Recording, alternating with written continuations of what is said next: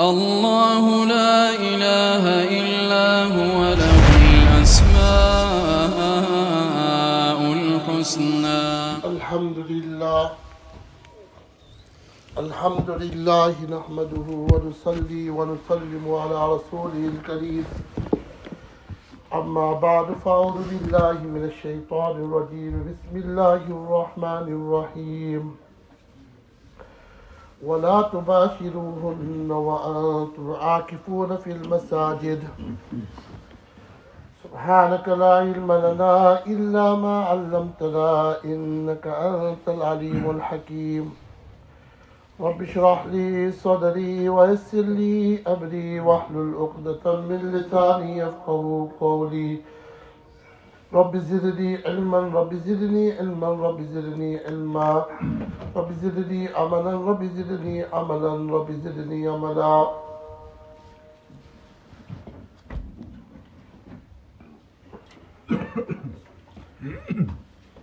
These last few days of Ramadan al-Mubarak, basically the last Ashara, the last 10 days, will start from Saturday.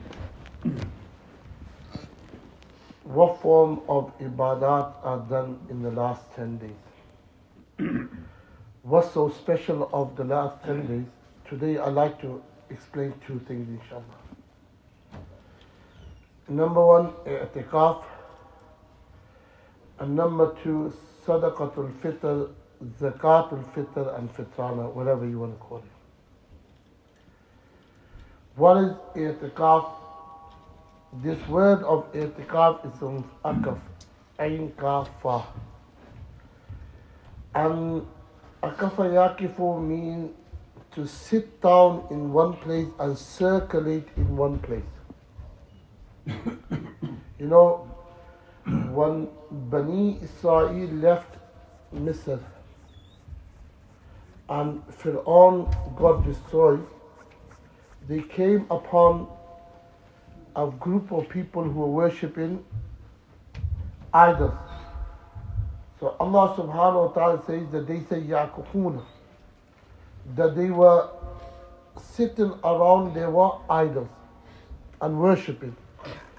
So the word Akafa Itikaf means to sit in one place and circulate in one place by worshipping Allah subhanahu wa ta'ala.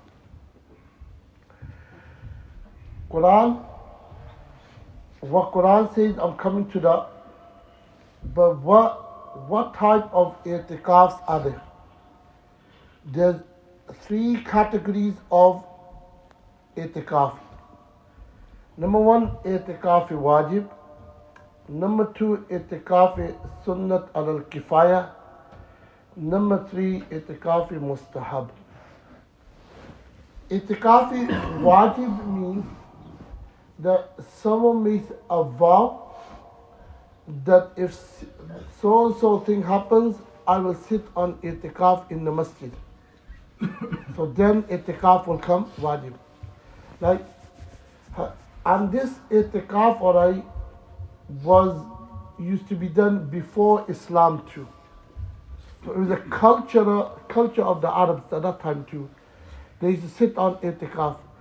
The dalil for this is there's a hadith that Hazrat Umar radiyallahu ta'ala said once to Rasulullah sallallahu alayhi wa sallam, Ya Rasulullah, I made a vow that I will sit on itikaf in Zaman al-Jahiliyyah before Islam. Should I sit? Rasulullah said, sit down. No harm in it. So sit on itikaf, complete your vow. So this is indicating that it used to be before that too. And if you look at Quran, وَإِذْ بَوَّعْنَا لِإِبْرَاهِيمَ مَكَانَ الْبَيْتِ أَلَّا تُشْرِكْ بِي شَيْئًا وَطَهِّرْ بَيْتِيَ لِلطَّائِفِينَ وَالْعَاكِفِينَ وَالرُّكَّعِ السُّجُودِ. So even Ibrahim alayhi salatu wasalam was ordered to purify the masjid haram. Baytiya, my house, Allah subhanahu wa ta'ala says. So it means Masjid haram. لِلطَّائِفِينَ, for those people who circulate around it. What's the purification of a masjid? It means physically too, to keep the masjid clean. Yeah? Rasulullah sallallahu alaihi wasallam says, those people who clean the masjid, I say this again, those people who clean the masjid and keep the masjid clean for the sake of Allah subhanahu wa ta'ala, yeah, Allah subhanahu wa ta'ala will make a house for them in Jannah. So Baytiya, physically. Baytiya, and the other meaning of Tahir Baytiya means that being Ruhani taur par, according to Ruhani, making sure the masjid is, the worship is done according to Shariat. According to Shariat, according to Sunnah of Rasulullah sallallahu alaihi wasallam in the masjid. So, taharat of the masjid is physically too. And also being to worship Allah subhanahu wa ta'ala. That's one. بَيْتَ لِلطَّائِفِينَ وَالْعَاكِفِينَ, Quran says akifina. So this is indicated that akif, those people sit on itikaf, they get more reward than reading what salat too. Rukkah is sujood, because Quran says akifin first. Yeah? So that could be an indication to it. Anyway, so Quran is indicating that before Islam, at the time of Ibrahim alayhi salatu wasalam, people used to sit on itikaf. And it was a culture too. They used to sit on itikaf as a worship. When Rasulullah said, alright, that's one type of ibadah, itikaf. Itikaf wajib. Itikaf is sunnat al-kifaya. Itikaf is sunnat al-kifaya means that it's sunnat for someone from the neighborhood to sit on itikaf in the masjid. Itikaf sunnat al-kifaya means it's sunnat from someone from the neighborhood to sit on itikaf. Even one person sits from the neighborhood, they will get the reward for it. If no one sits on it, their Tariq is sunnah, they left the sunnah of Rasulullah sallallahu alaihi wasallam. So someone should sit on itikaf. That's sunnah tomorrow. That's what I mean. How did Rasulullah sallallahu alaihi wasallam, what did Rasulullah sallallahu alaihi wasallam do? So if you look at the seerat of Rasulullah sallallahu alaihi wasallam, basically when Rasulullah sallallahu alaihi wasallam migrated from Makkah to Medina to Munawwara, nearly every year Rasulullah sallallahu alaihi wasallam sit on itikaf. Until this extent, the Azwaj Mutaharat used to sit on what? The wives of Rasulullah sallallahu alaihi wasallam used to sit on itikaf too. And Rasulullah sallallahu alaihi wasallam was so paband on this, and he secured himself on it so much that if one year, it says in a hadith which is narrated by Imam Ahmad bin Hanbal rahmatullah alayhi, Musnad Ahmad, that one year Safar, Rasulullah sallallahu alaihi wasallam had to go on a journey. And because of the journey, he could not sit on itikaf. So Rasulullah sallallahu alaihi wasallam sat on itikaf in Shawwal. Why? Because Rasulullah sallallahu alaihi wasallam had a habit that any ibadat that Rasulullah sallallahu alaihi wasallam used to start, nafli ibadat, extra ibadat, and he made that compulsory on himself. He used to do qada of that. Even though you don't have to do qada of one nafli ibadat, but Rasulullah sallallahu alaihi wasallam used to continuously do that. Yeah? So there's a lot of things that Rasulullah sallallahu alaihi wasallam done, which is khususiyat of Rasulullah sallallahu alaihi wasallam. Yeah? So Rasulullah sallallahu alaihi wasallam sat another 10 days. Some years he sat 20 days. Some years he sat 30 days. All this, why? To find Laylatul Qadr, the night of Qadr, the night of power. That's what the main reason was. So itikaf is linked with what? Laylatul Qadr. Itikaf is linked with Laylatul Qadr. I'm going to come on now, but at the end I just want to say, the third type of itikaf is itikaf in nafli, or nafila. Itikaf in mustahab. Itikaf in mustahab is that itikaf that whenever you come inside the masjid, you make intention for itikaf. Even if you come for 10 minutes, 5 minutes, 20 minutes, you will get the reward of itikaf.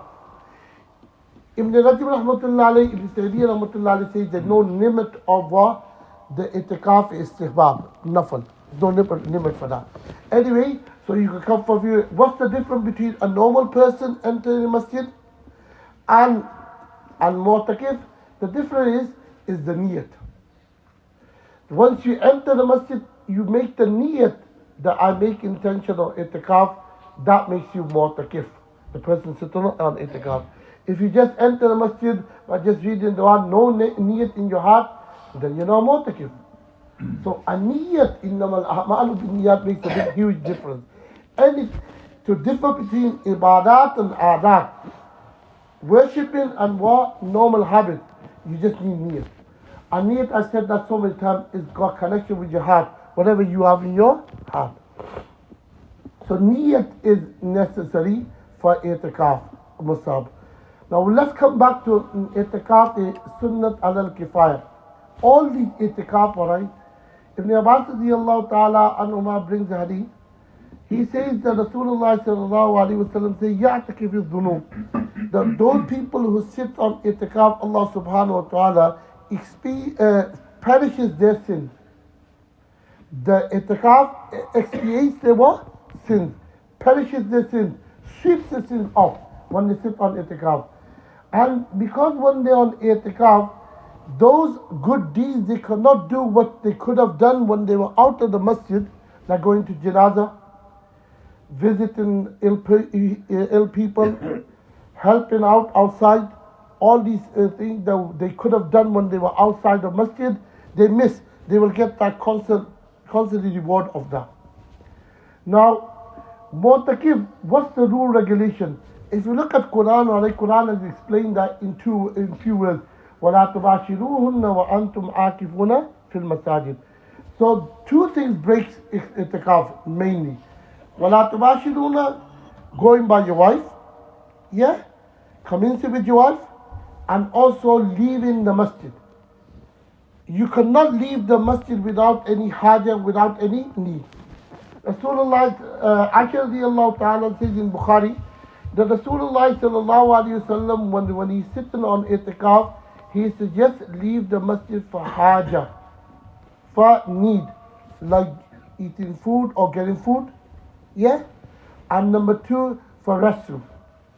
These two are, yani hajat, whatever need it is, human right is need, alright, for that he used to leave the masjid. So it means they have to stay in the masjid. When they leave the masjid, they can break their itikaf, it depends how much time they leave. Yeah? That's one thing. Look, if you look at the hadith of Rasulullah sallallahu alaihi wasallam, you find that sometimes Rasulullah sallallahu alaihi wasallam needed his hair washed and combed. Yeah? So he used to put his head out of the window, and Aisha radiallahu ta'ala used to wash his head. Still in the masjid, you're still technically in the masjid, the head is just out, your body's not out. So she used to wash the hair of Rasulullah sallallahu alaihi wasallam, comb the hair of Rasulullah sallallahu alaihi wasallam, and so Nabi alayhi salatu wasalam never left the masjid when he used to sit on itikaf. So that's one of the main ibadat we're supposed to do in the last 10 days. With mu'takif, those people who sit on itikaf, one of the benefits is he gets direct connection with Allah subhanahu, he or she gets direct connection with Allah subhanahu wa ta'ala. Number two, is most possible the Laylatul Qadr is in the last 10 days, they don't miss that Laylatul Qadr. They get that. Number three, they get a lot of peace because they have no connection with the dunya. They're not leaving the masjid, they get all the barakat of the masjid. And they do not miss salat with Jumat. So they always are reading salat with congregation. So these are some of the benefits I explained to you, and there's more. Those people are going to sit on it to come, I can explain to them inshallah. The last thing I like to say is, I got about 2-3 minutes, is that in the month of Ramadanul Mubarak,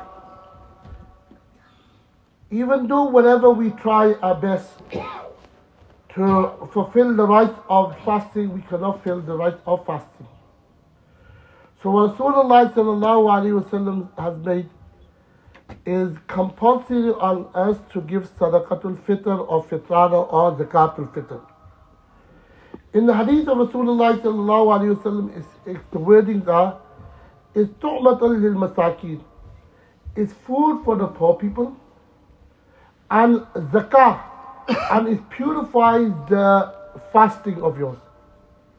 So whatever defect we have, everyone knows, I know myself, mashallah, you're better than me, but we all know we have defects in our fasting. We do ghibat, we do buhtan, we don't fast properly, we do a lot of things which is against the fasting. Alright? So for that reason, Rasulullah sallallahu alaihi wasallam made sadaqatul fitr wajib, with zakatul fitr wajib on us. Now, if you look at the reason behind this, one of the hikmah behind this is to make sure that our fasting gets purified. One reason, one hikmah. Second hikmah is there is food and supply for the poor people. So if you look at the hadith of Rasulullah sallallahu alaihi wasallam, it says that I give it before Salatul Eid. So it should reach to the poor people before Eid Salah. Yeah? So number one, you have to understand that because we live out of the poor countries, alright, so we should have sent it, or we should send it now, or you can give it to me, I can organize that for you. But we should do it now, not on Eid day. If you do it on Eid day, it's still okay, but it's not the right thing. Still okay, but it's not the right thing. Now, because it's tu'matan lil masakin, is to help the poor people, alright, supply food for them. If you look at the hadith of Rasulullah sallallahu alaihi wasallam, Nabi alayhi salatu wasalam said that you can give your sadaqah fitr through wheat, through barley, through dates, and through raisins. You know, you can put the value of these things: wheat, barley, dates, and raisins. Now, normally the price which goes around here, alright, is the wheat price. But this is not for everyone. It's not compulsory. I'm not saying it's fatwa. It's not for everyone. Some people have more ability. If a millionaire person gives the same as the wheat, it's not right. He should give more. You have to give from young children too. So, like wheat price in Cardiff is $4.40. Yeah? So one person, at least you have to give per person $4.40. Barley price is $9.50, and date price in Cardiff is £22.60, and raisin price is £27.20. So we got all these options, and try to give more. Everyone knows how rich they are, how much money they have. Alright? When it comes to khairat and sadaqat, alright, we try to do minimum. That's not right. Do the maximum. When we are taking benefits, alright, we take the maximum, innit? We don't take the minimum, yeah? We put all the illness we don't have, we put them on too, yeah? So over here too, the Rasulullah sallallahu alaihi wasallam said that either give from wheat, either give from barley, either give from dates and raisins. And you have to understand, dates were cheaper at that time. You know, Rasulullah sallallahu alaihi wasallam time, dates in Medina Munawwara cheaper, and wheat was what? Expensive. It's coming outside. If you look at the hadith of Rasulullah sallallahu alaihi wasallam, you find after Nabuwat, alright, Rasulullah sallallahu alaihi wasallam did not have white flour, any chapati from white flour. So that's how expensive wheat was at that time. It came out later on. You know, even rice, alright, it says, alright, again on my topic, alright, but you know, when Amr ibn As radiallahu ta'ala anhu, in the time of Hazrat Umar radiallahu ta'ala conquered Misr, Egypt, he found rice there. And he got the Sahabas and the Tabi'in together, what is this thing? Alright? They were scared to eat the rice. And they said to the people, you cook it. They cooked it, they ate it, he thought that they might be what? Poison. And rice, was, later on found. Yeah? So rice, you can say thanks to Hazrat Umar radiallahu, Amr ibn As radiallahu ta'ala, or Hazrat Umar radiallahu ta'ala for conquering Egypt, for giving you rice anyway. So anyway, what I'm trying to say, I've put the prices on the board over there, and all these prices, alright, the fixed price is not the right thing. I don't think so is the right thing. Everyone knows the ability for 40 on £10 or £22 or more than that. All these prices are for you. You know how rich you are and how much you got. Wa akhiru da'wana alhamdulillah rabbil alameen. الله لا